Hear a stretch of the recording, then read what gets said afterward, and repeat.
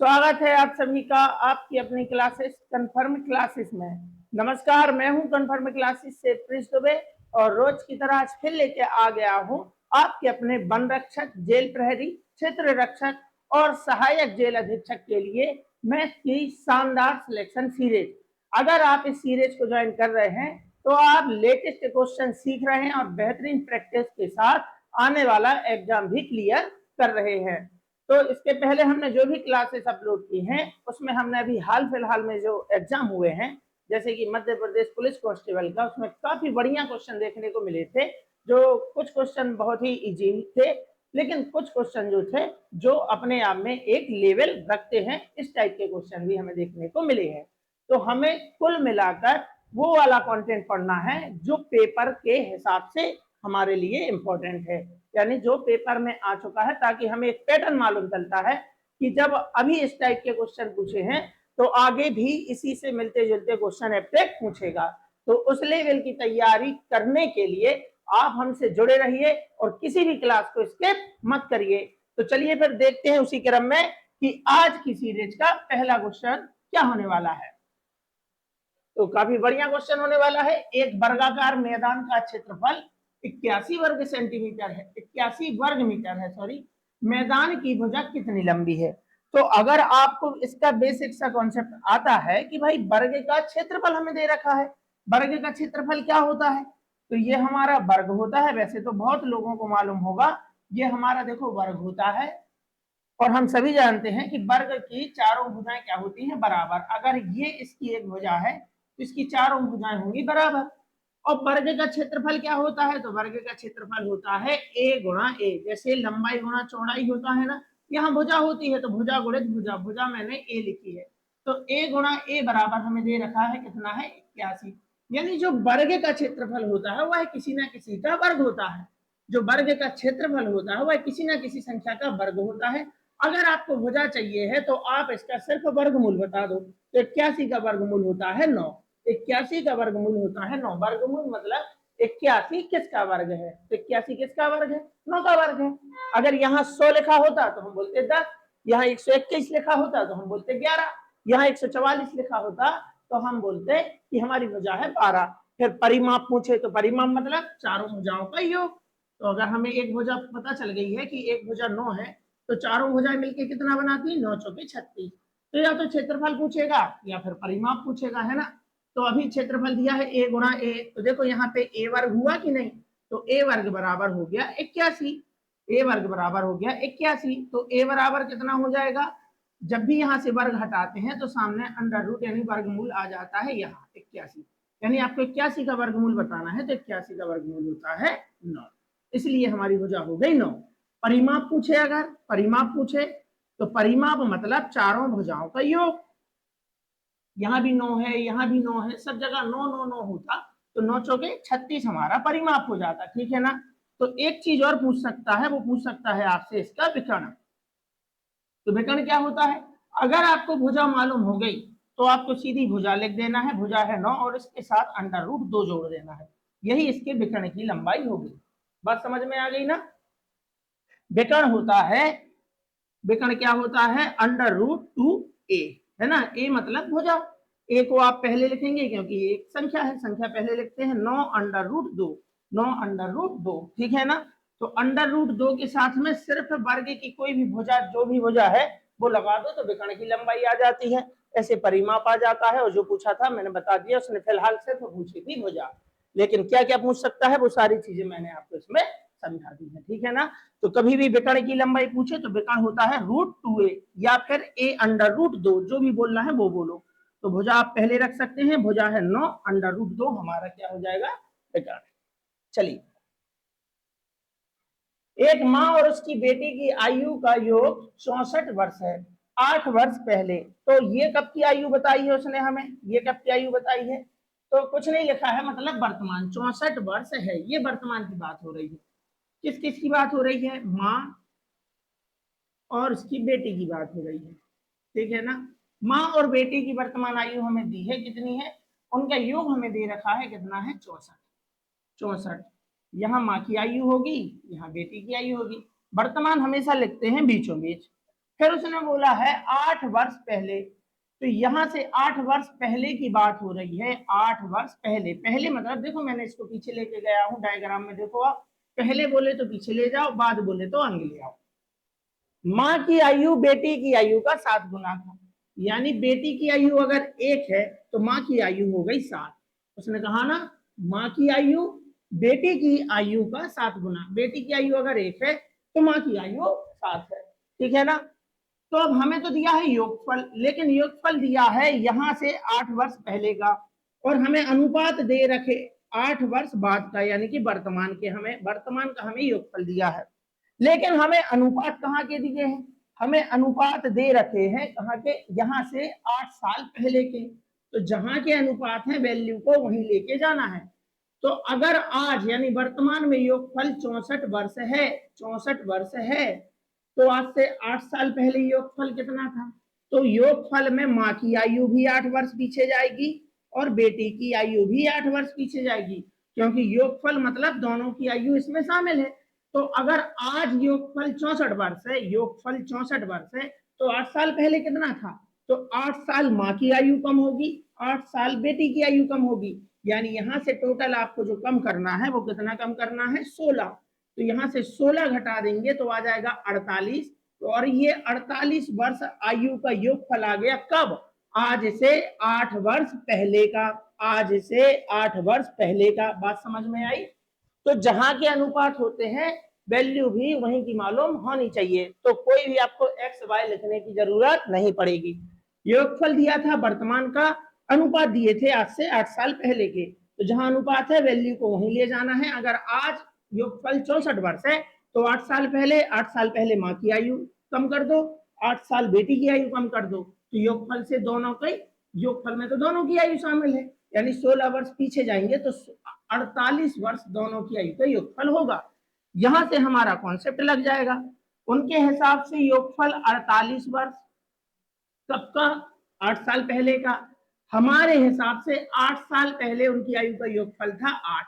जो अनुपात होता है वो हमारा हिसाब होता है, और जो रियल वैल्यू होती है वो उनके हिसाब, मतलब क्वेश्चन के हिसाब से। तो उनके हिसाब से योगफल 48, हमारे हिसाब से 8। गुणा चाहिए क्या, माँ की वर्तमान आयु बताइए, तो वर्तमान नहीं बता पाएंगे, वो बता पाएंगे जहां के हमें अनुपात मालूम है। तो हमें अनुपात मालूम है 8 साल पहले के, कोई बात नहीं, हम इस 7 की वैल्यू निकाल लेते हैं। 8 एकम 8 छः 48, 6 7 42, 42 वर्ष माता की आयु है, माँ की आयु है, लेकिन कब, आज से 8 साल पहले, और ये हमारा वर्तमान है, हमें बताना है वर्तमान का। अरे भाई 8 साल पहले 42 वर्ष की थी, तो आज यानी कि वर्तमान में, तो 8 साल पहले कोई व्यक्ति 42 वर्ष का था, तो आज 50 वर्ष का हुआ ना, यानी वर्तमान में लाने के लिए उसको 8 वर्ष उसको आप वापस दे दो, तो यहाँ आ जाएगा अपना 50 वर्ष, आंसर हो जाएगा ऑप्शन नंबर ए। बात समझे ना। तो योगफल जहां का दिया है, कहां का दिया है, वर्तमान का, और अनुपात कहां के दिए हैं, 8 साल पहले के, तो योगफल को 8 साल पहले लेकर जाना पड़ेगा, ठीक है ना। और आयु भी वहीं की निकल के आएगी जहां के अनुपात है। तो 8 साल पहले आयु 42 वर्ष है, लेकिन हमसे वर्तमान पूछिए, वर्तमान मतलब अभी 8 साल बाद, तो 42 और 8 हो गए 50। चलिए, एक त्रिभुज की दो समान भुजाएं 13 मीटर की हैं और आधार 10 मीटर है, इसका क्षेत्रफल वर्ग मीटर में कितना है।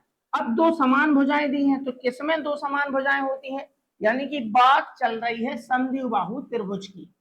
ये हमारा एक समद्विबाहु त्रिभुज हो गया। तो उसने बताया है कि त्रिभुज की दो समान भुजाएं कितनी है, 13, ये भी 13 है और ये भी 13 है। बात समझ रहे हैं ना। यहां से लेके यहां तक ये जो इसका बेस दिख रहा है, इसी को क्या बोलते हैं, ये नीचे की लाइन को क्या बोलते हैं, आधार। ये हमें दे रखा है 10, लेकिन हमसे पूछा है क्षेत्रफल। तो त्रिभुज समद्विबाहु त्रिभुज हो, ध्यान से सुनना मेरी बात, समद्विबाहु त्रिभुज हो या समकोण त्रिभुज हो, दोनों के क्षेत्रफल निकालने का तरीका सेम ही है। कैसे, यानी कि इनका जो क्षेत्रफल होता है वो क्या होता है, क्षेत्रफल होता है 1/2 आधार गुणा ऊंचाई, आधार गुणा ऊंचाई। तो हमें ऊंचाई तो दी ही नहीं है, सर ऊंचाई कहाँ है, ये इसकी ऊंचाई है, हाइट है, अब वो हमें दी नहीं है। तो ये जो इसकी हाइट है, ये जो इसका लंब है, यहाँ पे बना रहा है 90 डिग्री, और जहां जहां 90 डिग्री बनता है वहां पर अप्लाई हो जाती है ट्रिपलेट, वहां अप्लाई हो जाती है ट्रिपलेट। अब ये पूरी भुजा यहाँ से लेके यहाँ तक 10 है, तो ये इस त्रिभुज की मध्यिका हुई, यानी कि अगर ये मध्यिका है तो इस आधार को दो बराबर भागों में बांटेगी, यानी कि 5 और 5। तो 5 है, ये 13 है, तो ट्रिपलेट के हिसाब से 5 और 13 जहां आएंगे वहां पर 12 भी आएगा, तो ट्रिपलेट हो गई 5, 12, 13। तो मैंने आपको पहले की क्लास में भी बताया है कि बगैर ट्रिपलेट के आप आने वाले एग्जाम में जो क्वेश्चन आने हैं वो नहीं बना पाएंगे, क्योंकि क्वेश्चन कल की क्लास में भी आपने ट्रिपलेट से क्वेश्चन देखा, आपने पहली क्लास में भी ट्रिपलेट से क्वेश्चन देखा, एक ही शिफ्ट में दो दो क्वेश्चन। तो अगर आप ट्रिपलेट नहीं जानते हैं तो आप 4-5 नंबर वैसे भी कटवाने वाले हैं वहां पे।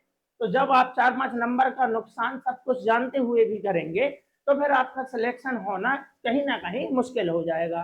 तो आपको सबसे पहले आनी चाहिए ट्रिपलेट, और जिन जिन बच्चों को ट्रिपलेट सीखनी है इसकी क्लास आपको हमारे चैनल पर मिल जाएगी, एक बार जाकर देख लो। अगर उसके बाद भी समझ नहीं आता है तो कमेंट कर दो, मैं फिर से बता दूंगा, ठीक है ना। लेकिन आप हैं कि पढ़ने का नाम ही नहीं ले रहे हैं। इतनी बात समझ में आई। हमें चाहिए थी ऊंचाई, ऊंचाई मतलब ये बीच की मध्यिका, ये इसको दो बराबर भागों में बांट देती है तो बचे 5, 5। अब ये 5 है, यहां बन गया 90 डिग्री, चाहे इस साइड देखो या इस साइड। ये भुजा समकोण त्रिभुज का ये कर्ण है और ये इसका आधार है, तो 5 और 13 हमें दिख गया, मतलब अगर हमें ट्रिपलेट याद है तो 5, 12, 13, तो हाइट हमारी निकल के आ गई 12। यहाँ फार्मूला पे रखेंगे 1/2, और पूरे त्रिभुज का आधार देखें तो यहां से लेके यहां तक आधार है इस त्रिभुज का। अब हम बात करने लगे हैं त्रिभुज की, तो आधार है हमारा 10, जो कि क्वेश्चन में दिया था। आपको 5 नहीं लेना है, अगर आप 5 लेंगे तो सिर्फ इतने ही त्रिभुज का आंसर निकल के आएगा, जबकि हमें पूरे त्रिभुज का आंसर बताना है। 10 और गुणा ऊंचाई में अभी आपने निकाला है कितना है 12, 2 से जाएगा, 2 पंचे 10 और 12 पंचे 60, हमारा आंसर हो जाएगा ऑप्शन नंबर बी के साथ, ठीक है ना। तो वैसे तो क्वेश्चन में ज्यादा कुछ था नहीं, लेकिन ट्रिपलेट अप्लाई हो रही है, तो ट्रिपलेट अगर नहीं आती है तो जल्दी से जल्दी सीख लो, नहीं तो आने वाले समय में जो एग्जाम होंगे उसमें आपका नुकसान तय है, ठीक है ना। चलिए, एक समकोण प्रिज्म, तो मैंने आपको लगभग हर क्लास में प्रिज्म के क्वेश्चन कराए हैं। अगर आप समझ गए होंगे तो इसका आंसर आपका आ गया होगा। आप वीडियो को रोक के इसका आंसर कमेंट जरूर करिए, ठीक है ना। और जो बच्चे नए हैं आज ही देख रहे हैं तो मैं उनको एक ही लाइन में सारी चीजें सिखा देता हूं। एक प्रिज्म जिसका आधार एक आयत है, प्रिज्म क्या होता है, प्रिज्म यही प्रिज्म जिसका आधार, अरे ये तो आयत बन गया, यहां देखेंगे ये, यही आयताकार प्रिज्म है, यही हमारा आयताकार प्रिज्म है।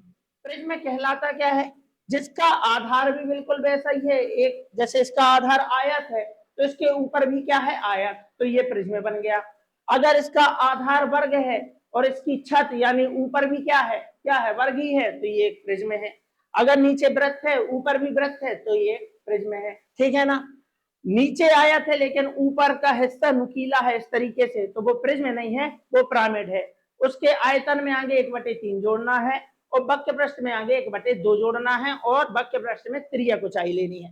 फिलहाल बात हो रही है प्रिज्म की, तो कोई भी प्रिज्म आ जाए, चाहे आयताकार हो या कैसा भी हो, आपको ये कीवर्ड याद रखना है कि अगर आपसे आयतन पूछता है, क्या पूछता है आयतन, तो जो बच्चे जानते हैं मेरे साथ रिपीट करेंगे, आयतन में होता है आधार का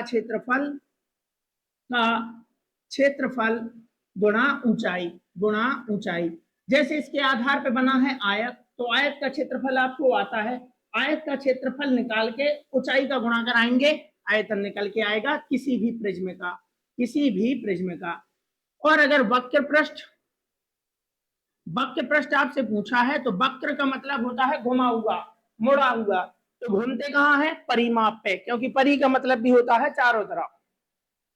वक्र पृष्ठ लिखा है मतलब घुमा हुआ और घूमते हैं परिमाप पे, तो क्षेत्रफल नहीं बोलना है, फिर आपको बोलना है आधार का परिमाप, आधार का परिमाप और गुणा ऊंचाई, गुणा ऊंचाई। और अगर संपूर्ण पृष्ठ पूछता है तो आधार का परिमाप गुणा ऊंचाई, यानी वक्र पृष्ठ तो आपको निकाल ली है, चारों तरफ की दीवारों का क्षेत्रफल तो आपको निकाल ली है, आधार का परिमाप गुणा ऊंचाई करके नीचे का क्षेत्रफल प्लस ऊपर का क्षेत्रफल निकाल के इसके आंसर में जोड़ दो। वक्र पृष्ठ का क्षेत्रफल निकाल के नीचे और ऊपर का क्षेत्रफल जोड़ दो, वही आपका संपूर्ण पृष्ठ बन जाएगा। बात समझे ना? तो संपूर्ण पृष्ठ का कोई भी फार्मूला अलग से याद नहीं करना है। वक्र पृष्ठ निकाल लो, जैसे नीचे आयत है, यहाँ 5 होता, यहाँ 10 होता, तो 10 पंचे 50 और ऊपर भी 50, तो 50 50 100 वर्ग मीटर और शामिल कर दो, आपका बन जाता संपूर्ण पृष्ठ। चलिए आते हैं अपने क्वेश्चन पर। प्रिज्म का आधार कैसा? एक आयत है जिसकी हमें लंबाई और चौड़ाई दी है, लंबाई है 7 और चौड़ाई है 4। हमें बताना है क्या? उसका पार्श्व सतही क्षेत्रफल। तो पार्श्व सतही क्षेत्रफल मतलब वक्र पृष्ठ की बात हो रही है। तो वक्र पृष्ठ मतलब आधार का परिमाप। आधार पे बना है आयत और आयत की लंबाई 7 है, चौड़ाई 4 है, यहाँ भी 7 होगा, यहाँ भी 4। परिमाप मतलब सभी भुजाओं का योग। 7 4 11, 7 4 11, 11 11 22, या फिर ये कहें कि 7 और 4 11, 11 दूनी 22। लंबाई धन चौड़ाई गुणा 2 करा के परिमाप बनता है। लेकिन मैं आपको सीधा सीधा बताता हूं, सभी भुजाओं को जोड़ने से परिमाप आता है, बाहर की सभी भुजाओं को। 7 4 11, 7 4 11, तो 11 11 हो गया 22 गुणा ऊंचाई। ऊंचाई क्वेश्चन में दे रखी है कितनी है? 10। 22 गुणा 10 करेंगे 220, हमारा आंसर हो जाएगा ऑप्शन नंबर बी। बात को समझे क्या? तो ये हमारा प्रिज्म का क्वेश्चन है जो कि एमपी पुलिस कांस्टेबल 2025 में पूछा था। चलिए, एक गांव में एक स्वयं सहायता समूह द्वारा सदस्यों की मासिक बचत रुपयों में इस प्रकार दर्ज की गई। तो ये डाटा दिया है 300, 400, 500, 600, 700 और माध्यिका आपसे पूछी है। माध्यिका बचत क्या है? यानी कि कहा जाए तो सिर्फ आपसे माध्यिका पूछ रहा है। अब माध्यिका मतलब मध्य की वैल्यू, जो ठीक बीचों बीच वैल्यू आ रही है वो। लेकिन आपका डाटा एक सीक्वेंस में लिखा होना चाहिए, या तो घटते क्रम में लिख लो या बढ़ते क्रम में लिख लो, किसी एक निश्चित क्रम में आप उसे लिख दो और ठीक बीचों बीच की वैल्यू को बोल दो कि मध्यिका है। तो भाई एग्जामिनर ने ये सारी चीजें आपको एक क्रम में तो लिख के दी है, 300, 400, 500, 600, 700, या तो आप बढ़ते क्रम में लिख लो या घटते क्रम में लिख लो, ठीक है ना? तो हमने लिखा, ये बढ़ते क्रम में लिखा हुआ था डाटा ऑलरेडी क्वेश्चन में। माध्यिका अगर आप जानते हैं ठीक बीचों बीच की वैल्यू, हमारा आंसर बन जाता, ठीक है ना? तो हमारी माध्यिका हो गई 500, ठीक है ना? ठीक बीचों बीच की, 2 लोग इस साइड 2 लोग इस साइड, ठीक बीच में है 500। और अगर ये मान के चलो सिर्फ 4 लोगों का डाटा होता, ये 700 नहीं होता मान के चलो, तो क्या करते सर? बीचों बीच की इन दोनों को जोड़ के आधा कर देते, 500 और 400 900, और 900 का आधा होता है 450, फिर माध्यिका हो जाती 450। बात आ गई समझ में? तो या तो यहाँ पे 5 लोग हैं तो बीचों बीच की संख्या आपको दिख गई, लेकिन अगर इनकी संख्या सम होती मतलब इनके पद सम होते, तो कैसे माध्यिका निकालते हैं? तो ठीक बीचों बीच की 2 संख्याएं आपस में जोड़ दो और उनका आधा कर दो, हमारी माध्यिका बन जाती। फिलहाल जो आंसर है वो आप देख पा रहे हैं कि ठीक बीचों बीच में है हमारा 500 और माध्यिका हो गई 500। ऑप्शन नंबर बी हमारा आंसर है। चलिए, एक नियमित त्रिभुज जिसकी भुजा की लंबाई 10 मीटर है। नियमित त्रिभुज मतलब कि समबाहु त्रिभुज जिसकी तीनों भुजाएं कैसी हैं? समान है। तो ये हमारा कौन सा त्रिभुज बन गया भाई? समबाहु त्रिभुज, ठीक है ना? दिख रहा होगा। और समबाहु त्रिभुज का आपसे पूछ रहा है क्षेत्रफल। तो क्षेत्रफल होता है √3/4 भुजा का वर्ग, भुजा का वर्ग। तो सिर्फ जानकारी ना होने की वजह से आपका ये क्वेश्चन छूट सकता है। तो समबाहु त्रिभुज का क्षेत्रफल यही होता है √3/4। भुजा का वर्ग मतलब भुजा कितनी है अपनी? भुजा है अपनी 10 गुणा 10, काटा पीटी करेंगे, 2 दूनी 4, 2 पंचे 10, 2 पंचे 10, पचम 25 √3, हमारा आंसर होता ऑप्शन नंबर बी।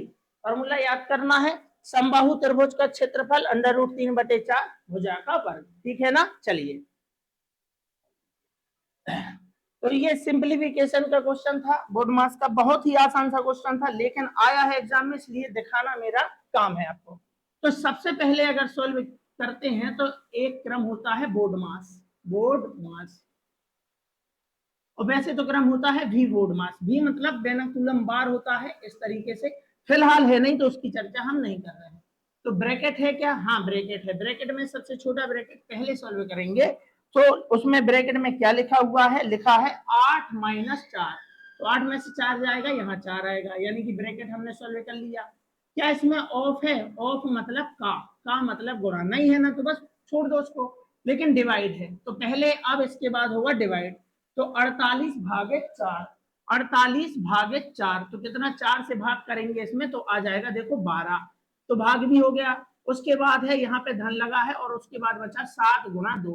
तो जोड़ना बाद में होगा, पहले होगा गुणा। तो 7 दूनी 14, और यहाँ आ जाएगा 12। तो 12 और 14 हो गया हमारा आंसर, ऑप्शन नंबर सी 26। तो हमें बोर्ड मास आना चाहिए, ठीक है ना। तो पहले हम ब्रैकेट करेंगे, ब्रैकेट में जो भी लिखा है वो सॉल्व करेंगे, फिर भाग किया हमने, फिर भाग के बाद गुणा होता है, गुणा करने के बाद फिर हमने इन्हें आपस में जोड़ा है, ठीक है ना। चलिए,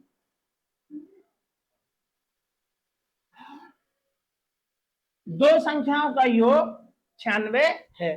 यदि संख्याएं 7:9 के अनुपात में है, तो ये हमारी संख्याएं हैं 7 और 9। क्या दिया है हमें? योग। तो उनके हिसाब से योग 96 हो गया, हमारे हिसाब से योग हो गया, योग मतलब दोनों को जोड़ना है 16। गुणा चाहिए क्या? क्या चाहिए है? उन दोनों संख्याओं के बीच धनात्मक अंतर कितना है, यानी शुद्ध आपसे अंतर पूछ रहा है। 9 और 7 के बीच में कितना अंतर है? तो 2 की वैल्यू पूछ रहा है। 16 छक्के 96 और 6 दूनी 12। ऑप्शन नंबर डी हमारा आंसर हो जाएगा, ठीक है ना। चलिए, एक समांतर चतुर्भुज का आधार 15 सेंटीमीटर है और ऊंचाई 10 सेंटीमीटर है, उसका क्षेत्रफल वर्ग सेंटीमीटर में कितना है? तो बिल्कुल बेसिक से क्वेश्चन आए हैं। अगर आपने मेंसुरेशन के बेसिक कॉन्सेप्ट भी पढ़े होते तो पिछले एग्जाम में आपका सिलेक्शन हो जाता। तो आप लोग करते क्या है कि चैप्टर का नाम सुन के ही भाग जाते हैं, है ना। आपने देखा कि आपके टीचर मेंसुरेशन पढ़ा रहे हैं, अरे भाई ये हमारे बस का नहीं है। तो भाई जितना भी बस का है, आते बेसिक से क्वेश्चन है, कहीं कहीं आ जाते हैं 1-2 क्वेश्चन ऊपर नीचे, लेकिन एक क्वेश्चन का नुकसान होना और 5 क्वेश्चन का नुकसान होना, कहीं ना कहीं अंतर तो है। तो 5 क्वेश्चन में से अगर आपने 4 भी बना लिए तो एक का नुकसान अगर होता है तो ठीक है, चलता है, लेकिन अगर 5 ही क्वेश्चन आपने छोड़ दिए तो कहीं ना कहीं इसमें बहुत बड़ा आपका घाटा है, ठीक है ना। तो ये हमारा समांतर चतुर्भुज का क्वेश्चन था, तो क्षेत्रफल ही पूछा है। अब समांतर चतुर्भुज क्या होता है?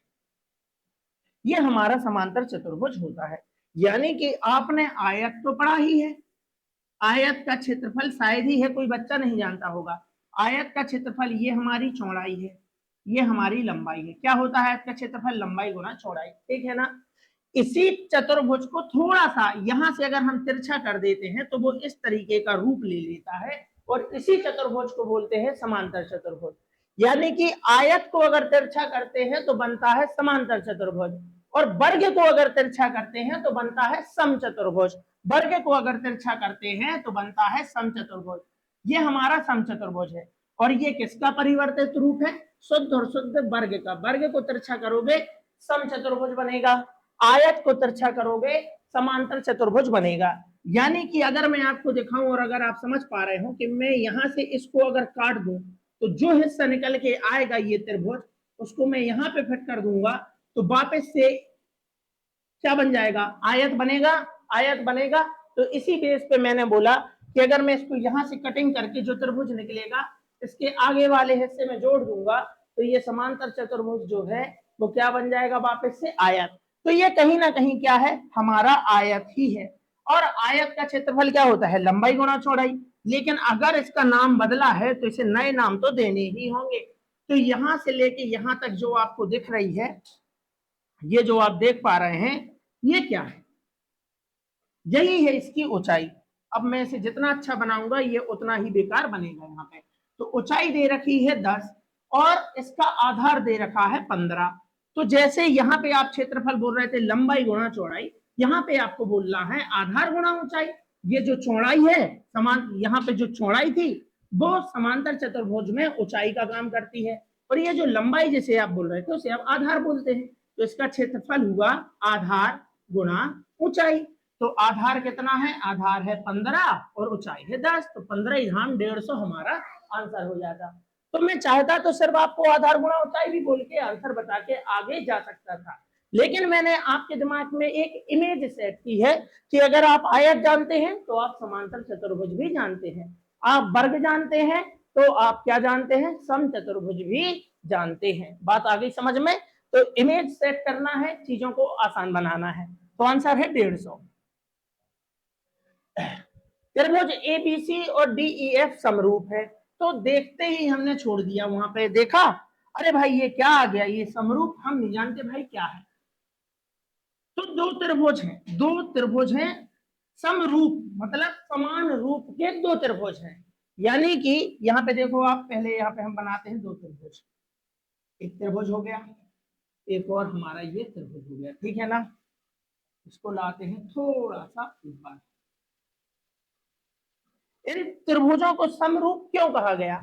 क्योंकि इसकी जो भुजाएं हैं और इसकी जो भुजाएं हैं, इनके अनुपात आपस में है समान, यानी संगत भुजाओं के अनुपात आपस में कैसे हैं, समान है, इसलिए इनको क्या बोल रहे हैं, समरूप है।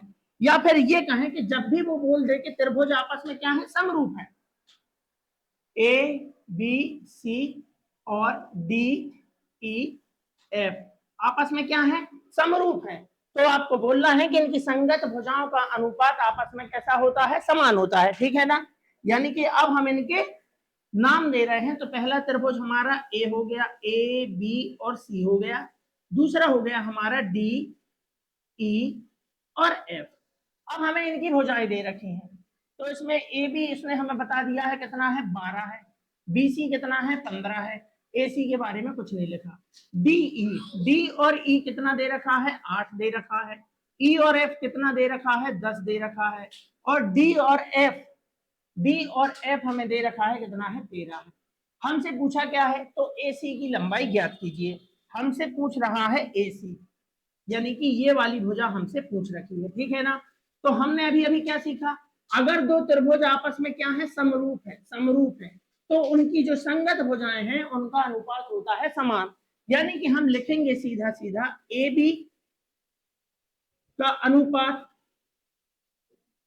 डीई बराबर, कौन सी भुजा चाहिए है, हमें चाहिए है ए सी, तो यहां लिखो ए सी बटे ए सी का अनुपात, और हमें क्या चाहिए है, डीएफ, यानी कि इसकी संगत भुजा ये हुई, तो इन दोनों का रेशियो, अनुपात, अनुपात मतलब भिन्न में लिखना होगा, बराबर जो भुजा चाहिए है, अब वो लिख दो, तो हमें चाहिए है ए सी अनुपात, यानी भिन्न में लिखना है डीएफ। तो जो भुजा आपको दिख रही है ये इसकी संगत भुजा है, इसकी संगत भुजा ये है, इसकी संगत भुजा ये है, तो ए बी और डीई का अनुपात बराबर होगा किसके, एसी और डीएफ के। संगत भुजाओं के अनुपात आपस में कैसे होते हैं, समान होते हैं। अब जो भी वैल्यू दी है आपको यहाँ पे लिख देना है।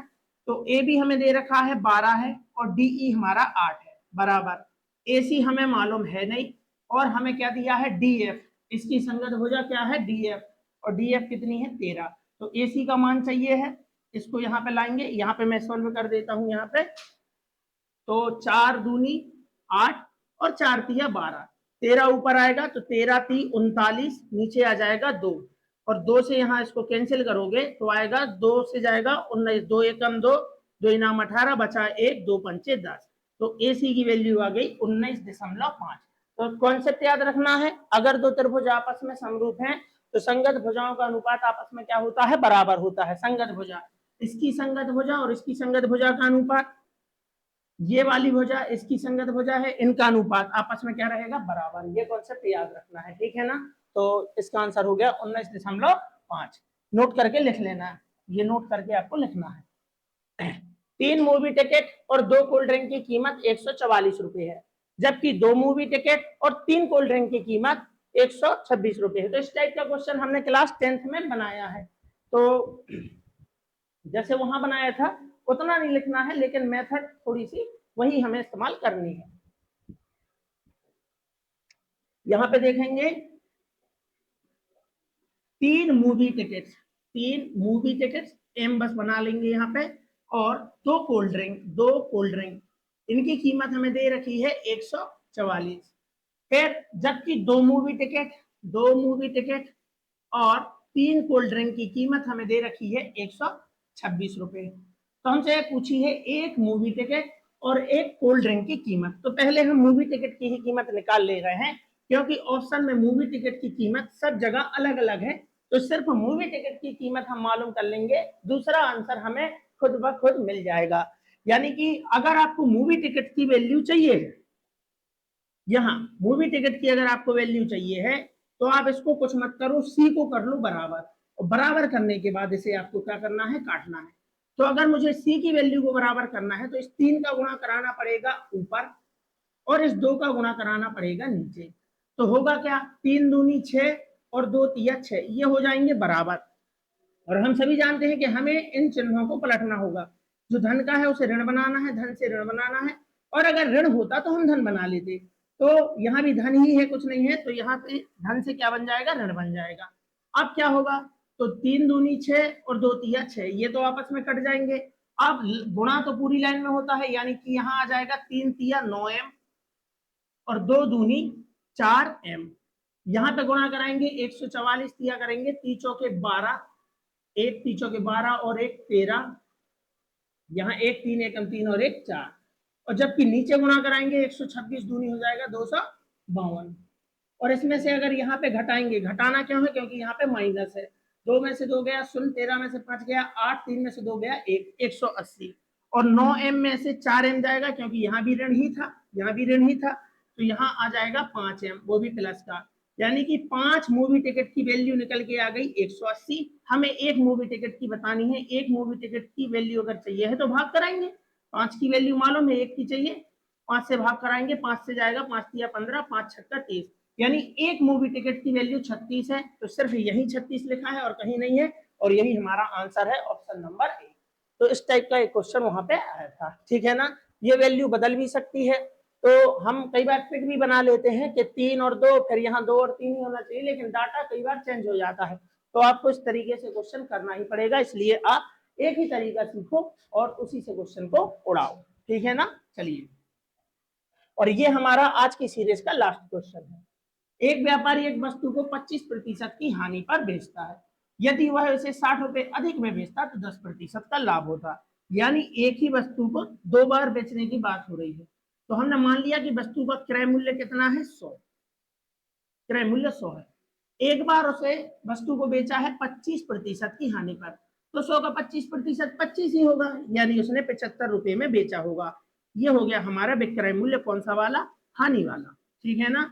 यहाँ देखेंगे, अब उसने बेचा है 10% के लाभ पर, अगर ये 10% के लाभ पर बेचेगा तो वस्तु को बेचना होगा 110 में, ये हमारा लाभ वाला विक्रय मूल्य हो गया। तो इस प्रक्रिया में उसे कितना, 60 रुपए अधिक मिलता है। तो हमने देखा नहीं भाई, पहले उसे 75 रुपए मिल रहे थे, आज उसे 110 रुपए मिल रहे हैं, तो उसे यहां से लेके यहां तक की गैप में, दोनों प्रक्रिया के बीच में सिर्फ 35 रुपए अधिक मिले। कितने रुपए अधिक मिले, पहले 75 रुपए अधिक मिल रहे थे, आज मतलब पहले 75 रुपए मिल रहे थे, आज 110 रुपए मिल रहे हैं। तो कितने रुपए अधिक मिले, कितना अंतर आया, 35 रुपए का। जबकि उनके हिसाब से बोला है कि 60 रुपए अधिक मिलते हैं, अपने हिसाब से 35 रुपए अधिक मिलते हैं। जो वैल्यू क्वेश्चन में बताई है वही वैल्यू पकड़ना है, उनके हिसाब बटे अपने हिसाब, गुणा चाहिए क्या, तो उनके हिसाब से 60 अधिक, अपने हिसाब से 35 अधिक, गुणा चाहिए क्या, किराया मूल्य। ये रहा हमारा किराया मूल्य, सीपी यानी कॉस्ट प्राइस, यानी हमें दिया है 100, यहाँ 100 की वैल्यू आपको बताना है। 5 सत्ते 35 हो जाएगा, 5 से जाएगा 12 बार। अब हमें दिख रहा है कि 7 से कोई भी करने वाला है नहीं, गुणा कराएंगे 12 गुणा 100, 1200 हो जाएगा, और भागित कराएंगे 7।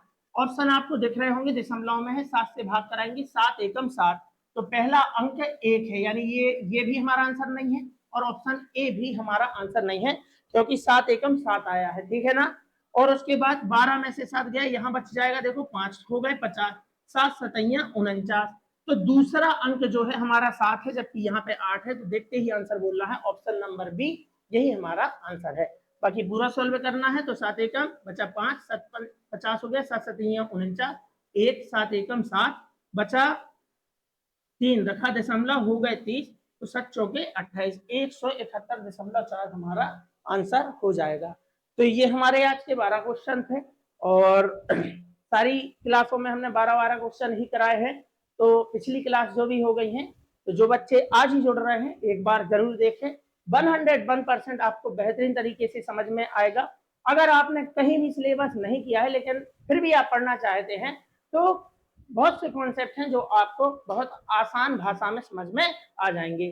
तो चलिए इसी तरीके से मेहनत करते रहिए। यह सीरीज वन रक्षक के हिसाब से तो चल ही रही है, लेकिन एमपी पुलिस कांस्टेबल के बच्चे जो आगे कांस्टेबल के लिए फोकस कर रहे हैं, वो भी इस सीरीज को ज्वाइन करिए, उनको भी इस सीरीज का फायदा मिलेगा।